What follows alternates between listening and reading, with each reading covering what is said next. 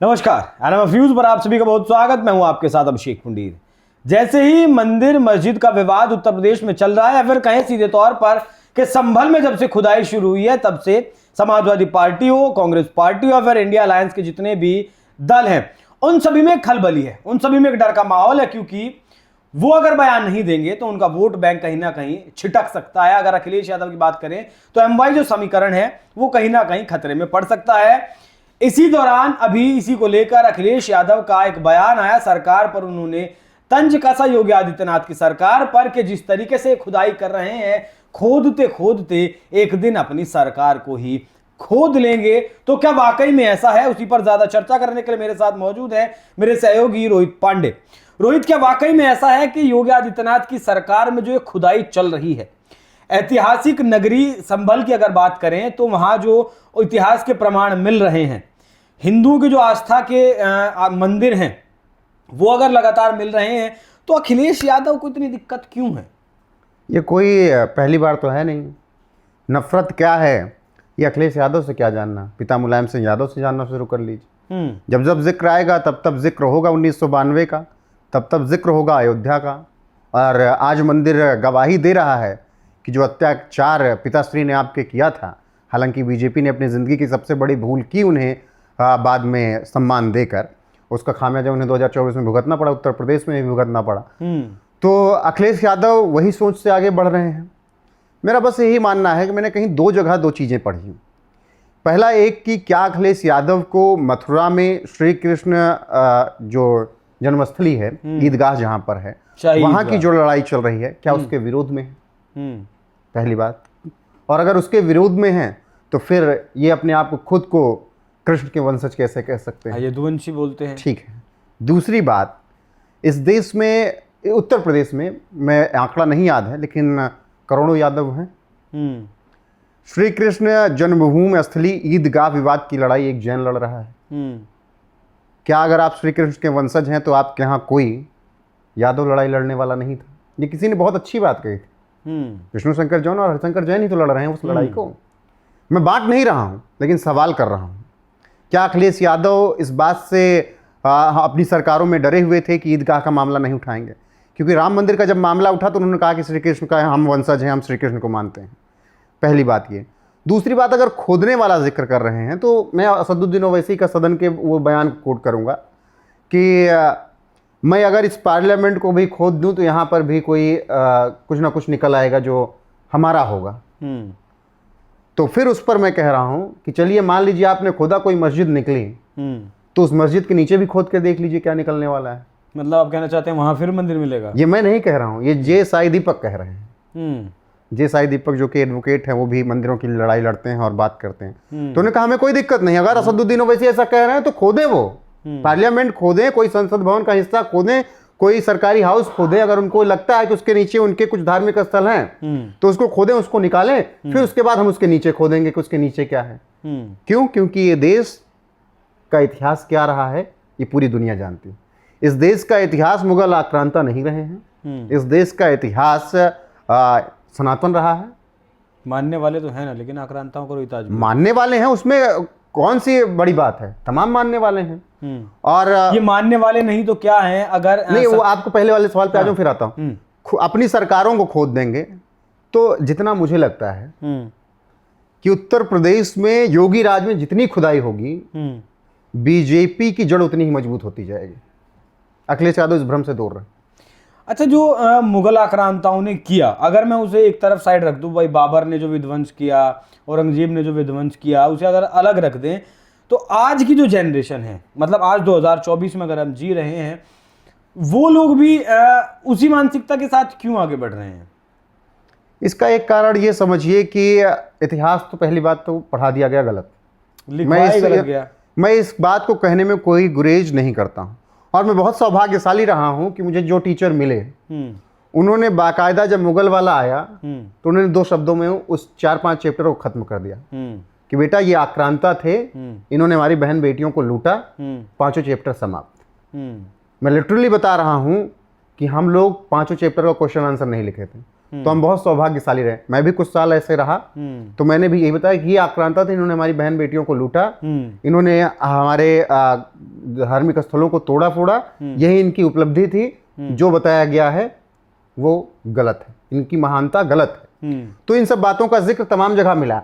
अब एक नव उदय हो रहा है, नव उदय मतलब कि नया सूरज निकल रहा है। बात अब छिड़ गई है कि हम मंदिर मस्जिद तोड़ के मंदिर नहीं निकाल रहे हैं। जो हमारी मंदिरों के ऊपर मस्जिद बताया गया था या जो भी ढांचा विवादित बनाया गया है, हम उसको साफ करके अपनी मंदिर निकाल रहे हैं। अच्छा रोहित, अगर हर जगह ये विवाद करेंगे तो क्या देश गृह युद्ध की आग में नहीं झुलसेगा? भाई 18 मस्जिदों के सबूत अगर आपके पास हैं और सबका आप सर्वे करवाएंगे, या फिर राम मंदिर जैसे कि बनाया गया बाबरी को तोड़कर, ऐसा ही अगर होगा तो क्या? मैं कह रहा हूं कि हर जगह नहीं, जहां जहां संभव है वहां वहां करेंगे ये लोग। जहां जहां संभव है वहां वहां करेंगे।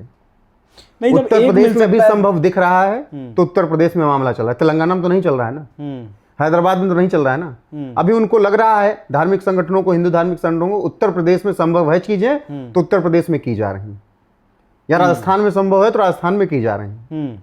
वो हिमाचल में नहीं संभव है तो हिमाचल में नहीं की जा रही।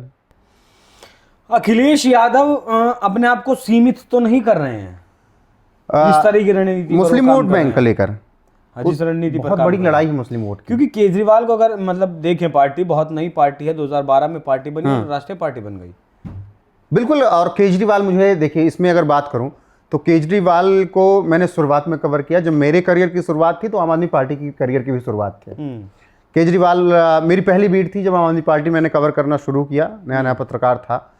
तो मैंने तब से लेकर आप तक, आज भी मैं केजरीवाल को कवर कर रहा हूँ इस चुनाव में भी, मुझे एक चीज़ उसमें कॉमन नज़र आई है उस पार्टी में कि उन्होंने कभी हिंदू मुस्लिम नहीं किया। उनसे सवाल कीजिए हिंदू मुस्लिम को तो वो कहते हैं कि हमारे स्कूल में हर एक का बच्चा पढ़ता है। उनसे सवाल कीजिए हॉस्पिटल को लेकर तो कहते हैं कि हर एक का इलाज हम करवाते हैं। उन्होंने इस राजनीति को अलग छोड़ा और ये बहुत अच्छा रहा। और देखिए इशारों में केजरीवाल बता भी देते हैं कि आप जो कर रहे हो उसके पैरेलल कुछ कर रहे हैं। राम मंदिर का उद्घाटन था, केजरीवाल गए नहीं, लेकिन केजरीवाल ने दिल्ली के हर एक हनुमान मंदिर में हनुमान चालीसा का पाठ करवाया उस पूरे हफ्ते। वो अपने इशारों में बता देते हैं कि हमारा जो काम है वो कर रहे हैं। वो उस तरीके से बीजेपी, कांग्रेस और समाजवादी पार्टी की तरह से सामने आकर नहीं खड़े हो जाते हैं कि नहीं हमको मुस्लिमों को वोट चाहिए, हिंदुओं को चाहिए। उनको सबका वोट चाहिए, वो विकास की राजनीति कर रहे हैं दिल्ली में। अखिलेश यादव तो परंपरा को आगे बढ़ा रहे हैं ना। अब अखिलेश यादव की बात रही तो उत्तर प्रदेश में मुस्लिम वोट बैंक की लड़ाई जबरदस्त है और यही वजह है कि अखिलेश यादव के, और अखिलेश यादव भी कोट कर रहे हैं उस बयान को, अखिलेश यादव के विधायक भी कह रहे हैं बीजेपी एक हिंदू आतंकवादी संगठन है। ठीक है, बीजेपी एक हिंदू आतंकवादी संगठन है। याद होगा प्रयागराज के मदरसे में एक किताब मिली थी, आरएसएस दुनिया का सबसे बड़ा आतंकवादी संगठन है। तो कुछ मेरे पास वो किताब है भी, संघीय आतंकवाद का उसका टाइटल है। नहीं, उस मदरसे में मिली थी जहां पर नोट छपाई हो रही थी। तो क्या उन फर्जी नोट छापने वालों की विचारधारा से इनके विधायक और इनकी विचारधारा मिल रही है? मायावती तो मुस्लिमों का वोट एक वक्त अच्छा खासा उनके पास था, चंद्रशेखर भी उसी में कूदे हैं, कांग्रेस भले नेपथ्य में है। जो थोड़ा पिछले तबके का मुसलमान है, जो कि मतलब कुछ परसेंट है, जो बीजेपी की तरफ 8-10 मुसलमान आ गए, जैसे 8 वोट मिल जाते हैं नरेंद्र मोदी को, तो वो मुसलमान जो छिटक रहा है, 8 मुसलमान, मैं 8 का जिक्र इसलिए कर रहा हूँ क्योंकि नरेंद्र मोदी को 8 ही वोट मिले थे ना उनके एक इलाके में। तो वो 8 मुसलमान जो छिटक रहा है, अखिलेश यादव उसी को खींचना चाह रहे हैं बस कि वो 8 मुसलमान ना जाए, क्योंकि चंद्रशेखर भी खड़े हो गए, मायावती का जो उनका वोट है वो जा ही रहा है। बाकी जो AIM जाके खेल खराब करती है, आप मानेंगे नहीं, 19 वाले चुनाव में हमारी प्रतापगढ़ में अखिलेश यादव के कैंडिडेट के वोट कम थे, AIM के ज्यादा थे, प्रतापगढ़ जैसे बिगड़ इलाके में। आप सोचिए कि AIM का वहां पर ज्यादा वोट था, अखिलेश को वो डर है। इसीलिए आज अखिलेश यादव कह रहे हैं, बीजेपी, अखिलेश यादव के नेता, कि बीजेपी एक आतंकवादी संगठन है और वो मतलब केवल और केवल मुस्लिमों को राजनीति करना चाह रहे हैं, यादवों की राजनीति करना चाह रहे हैं। और मुझे लगता है कि यादव समाज भी बहुत अच्छे से अब समझने लगा है कि ये राजनीति नहीं हो सकती है मुस्लिम और यादव की। MY समीकरण अब भूलना चाह रहा है यादव समाज भी। वो केवल अखिलेश यादव समाजवादी पार्टी के साथ इसलिए खड़ा है क्योंकि यादवों पर नो डाउट मुलायम सिंह यादव का बहुत बड़ा उपकार है। यादव से यादव जी तक उन्होंने पहुंचाया, इसमें मैं कतई नहीं कह रहा हूं कि गलत है। मुलायम सिंह यादव की ही देन है कि आज या बिहार में लालू प्रसाद यादव की देन है कि यादवों को यादव जी तक पहुंचाया इन लोगों ने, लड़ाई उनके लिए लड़ी है, और उसी के एहसान का तेजस्वी भी खा रहे हैं, और मतलब पिता के एहसान का, और मुलायम जी के एहसान का अखिलेश यादव खा रहे हैं, इसीलिए आज यादव साथ है। और जिस तरीके से अखिलेश चल रहे हैं, मुझे लग रहा है कि 1-2 चुनाव में आप देख लेंगे कि अगर ये इसी तरीके से मुस्लिम राग अलापते रहे तो यादव भी इनसे छिड़ जाएगा। तो जो पार्टी राष्ट्रवाद की बात करेगी वो आतंकवादी संगठन हो जाएगा इनकी नजर में, तो फिर ये लोग क्या हैं? अरे ये इनके सामने बात कीजिए। इनके नेता स्वामी प्रसाद मौर्य थे, महाभारत की बात करते थे, रामायण के पेज फाड़ के फेंकते थे, रामायण के श्लोक को क्या कहते हैं पता नहीं क्या क्या बोलते थे, सीता माता को पता नहीं क्या क्या बोल दिया। वो इनके लिए बहुत अच्छा है। इनकी हिम्मत नहीं होती है कि ये बोल ले क्या कहते हैं 3 तलाक पर, अल्लाह पर, या किसी बात पर। वो तो वोट बैंक छिटक जाएगा। लेकिन आपकी एक बात मुझे बड़ी अच्छी लगी कि जितनी खुदाई उत्तर प्रदेश में होगी योगी आदित्यनाथ की या फिर बीजेपी की जड़ें उतनी ही मजबूत होंगी। क्या आप भी रोहित की इस बात से सहमत है? अपनी राय हमें कमेंट कर जरूर बताइएगा। धन्यवाद।